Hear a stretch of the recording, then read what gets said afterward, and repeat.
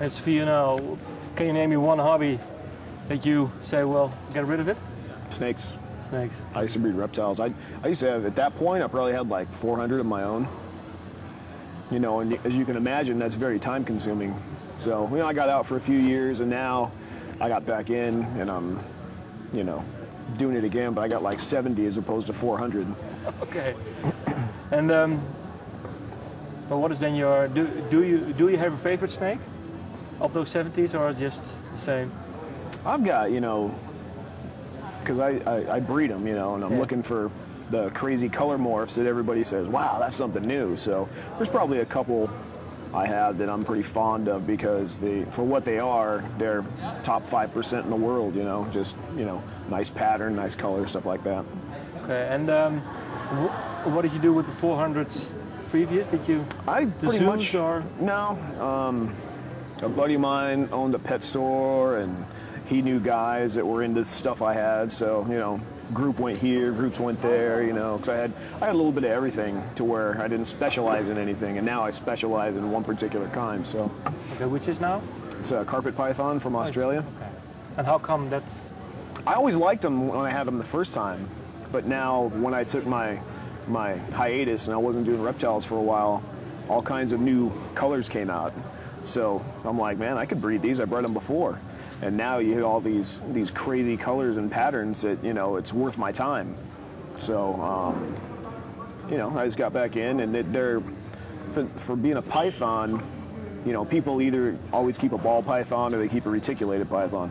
Ball pythons get 5-6 feet and they're boring. Reticulated pythons get 30 feet and they'll eat you. So a carpet python gets 10, 12, 14 feet. To me, it's like a perfect size snake. Okay, so it's good to have at home then. Yeah, it's not, you never got to worry about it. Okay. Well then, now this new album. Do you know when you got the idea for the songs for Christ Illusion? Was it a few years ago? I mean, you were touring long on God Hates Us All, and then yeah, we did. How come when it is the new album build on you? Well, we had most of the music for a couple years. It was already, you know, I have demos of me and Dave playing it in March 2004. So the music existed for a while, but, you know, we were so focused on touring and playing live and stuff that we didn't get to the lyrical ideas till, I think my first one was like a year ago this summer. So like summer '05 when I was in Europe, I had some downtime and started jotting down some ideas. And do you talk about the lyrics with each other, or how does it go?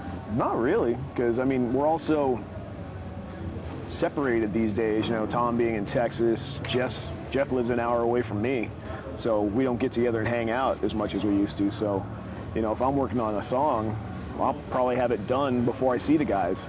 You know, so that's how Jeff is, and that's how Tom is too. So, you know, instead of collaborating, it's all pretty much like, this is my idea, I finished it, you know, and then I just show the guys and see what everybody thinks. Okay. And how was it for you then that Dave joined the band again? Was it? It's awesome. I think the album is a cool thing for our fans because anybody that's been in Slayer since Divine Intervention never got to see Dave play with us, never got to go out and buy a CD that's brand new with Dave on it. And, you know, from a fan's point of view, I think that's the coolest thing about the new album. It's, you get something that I think they'd be missing for 10 years of their life, and then people can go out and just say, yeah, I got a Slayer record and Lombardo's on it. So I think it's cool for the fans.